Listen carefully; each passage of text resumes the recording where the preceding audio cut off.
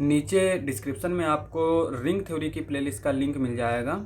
तो last lecture में हमने जीरो ऑफ द रिंग के बारे में बात की थी। आज हम बात करेंगे यूनिटी। देखो यहाँ पे जो आर प्लस होता है वो तो अबेलियन ग्रुप होता है, और आर डॉट जो है वो हमारा सिर्फ सेमी ग्रुप होता है।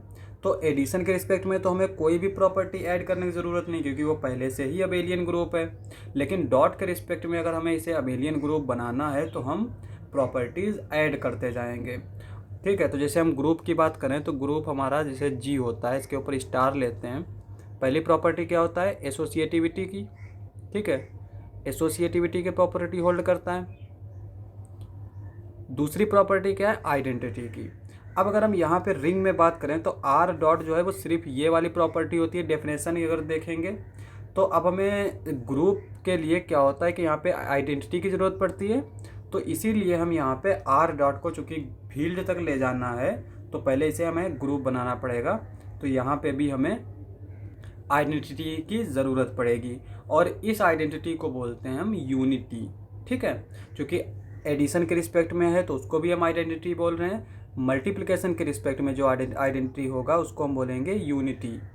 तो यहाँ पे आज हम यूनिटी की डेफिनेशन देख लेते हैं। तो यहाँ पे डेफिनेशन हमारी ये है कि there exist E belongs to R such that E dot X is equals to X dot E is equals to X for all X belongs to R.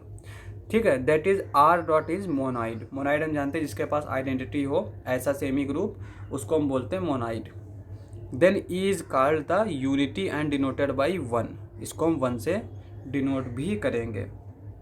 ठीक है, अब यहाँ पे एग्जांपल देख लेते हैं। R plus dot P N, यहाँ पे हमने प्लस जो है वो सिमेट्रिक डिफरेंस ले रखा है, डॉट जो है वो इंटरसेक्शन ले रखा है। मैं ये एग्जांपल इसलिए लेता हूँ क्योंकि यहाँ पे जो रिंग में है ना, नोटेशन का बड़ा दिक्कत है। यहाँ पे हम प्लस और डॉट लेके चलते हैं तो कई सारे लोग ये समझते हैं कि ये ऑर्डिनरी प्लस है और ये डॉट है, क्योंकि ये प्रॉपर्टीज़ लगभग जो है सेम होती हैं। जैसे अगर हम ज़ीरो ऑफ द रिंग की बात करें तो वहाँ पे ये इस तरह की प्रॉपर्टी होती है। तो अब यहाँ पे ये दिमाग में आता है कि ज़ीरो को तो किसी से भी मल्टीप्लाई करो वो ज़ीरो ही आता है, इसलिए मैं ये एग्जांपल लेके चलता हूँ ताकि ये ऑपरेशन अलग रहे। ठीक है, अब यहाँ पे ये यूनिटी है, इसको वन से डिनोट करते हैं। और यहाँ पे अगर हम ई जो है वो वन रखें तो ये one dot X is equals to X dot one is equals to X आएगा।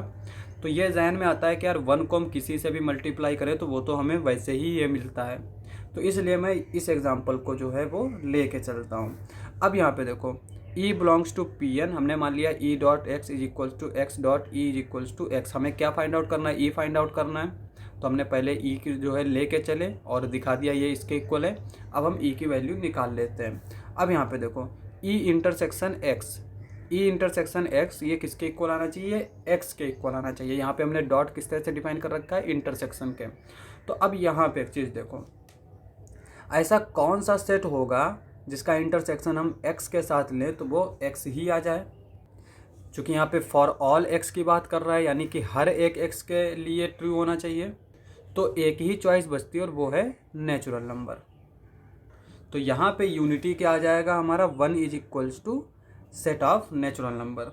ठीक है, अब यहाँ पे एग्जाम्पल सेकेंड देख लेते हैं। यहाँ पे हमने किस तरह से एग्जाम्पल लिया? R plus dot Z plus dot. अब यहाँ पे देखो, जेड हमारा एक रियल नंबर है तो इसके ऊपर ये जो प्लस और डॉट है ये हमारे ऑर्डिनरी होंगे, जिसको हम बचपन से पढ़ते आ रहे हैं। तो यहाँ पे ये E belongs to Z, E dot X, X dot E is equals to X. E हमारा क्या आएगा? वन आएगा। ठीक है, और यहाँ पे एक्स बिलोंग्स टू जेड, ये हमारा जेड रहेगा। तो यहाँ पे जो यूनिटी होगी वो हमारी वन ही होगी, और ये सचमुच वाला वन है, यानी रियल में जो वन होता है। ये डिपेंड करता है आर पे कि हमारा रिंग जो है वो किस तरह से दे रखा है।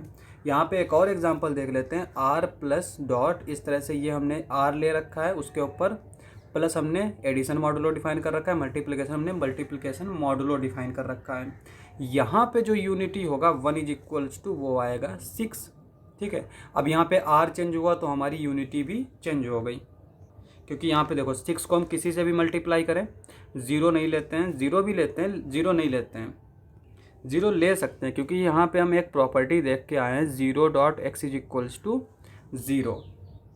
तो अब अगर यहाँ पे x हमारा e भी हो जाए तो 0.e इज इक्वल्स टू 0 आ जाएगा, तो ये होल्ड कर जाएगा।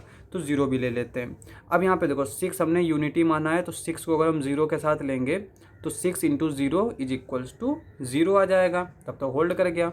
अब अगर हम 6 इंटू 2 फाइंड आउट करें तो ये हमारा क्या आएगा, 6 दूनी 12, 12 जब आया तो हम यहाँ पे 10 से डिवाइड करेंगे, रिमाइंडर इसमें होते हैं तो 2 बचेगा। तो यहाँ पे हम देख सकते हैं 6 जो डॉट जो है 2 क्या दे दिया हमें, 2 दे दिया। सिमिलरली 4 के लिए 6 चौक 24 होता है, और फिर जब हम 10 से डिवाइड करेंगे तो रिमाइंडर क्या बचेगा, 4 बचेगा। ठीक है, तो 6 इंटू 4 इज इक्वल्स टू 4 मिल गया।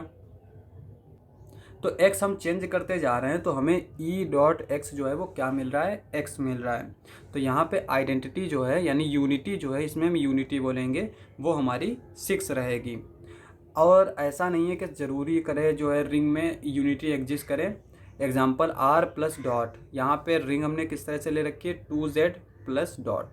अब यहाँ पे यूनिटी जो है वो एग्जिस्ट नहीं करती, बल्कि ये रिंग जबकि बना लेता है।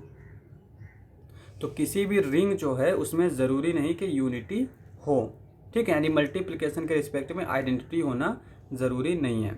तो इस तरह से हम ये चीज़ें देख सकते हैं, और आइडेंटिटी फाइंड आउट करने का तरीका यही है कि हम उसमें किस ई मान लेते हैं और उसको हम इस तरह से लिखेंगे, और फिर हम सिंपलीफाई करके ई की वैल्यू फाइंड आउट करने की कोशिश करेंगे। तो आज के लिए बस इतना ही। अगर आपको हमारा वीडियो अच्छा लगे तो हमारे चैनल को सब्सक्राइब करें। मिलते हैं अगली वीडियो में।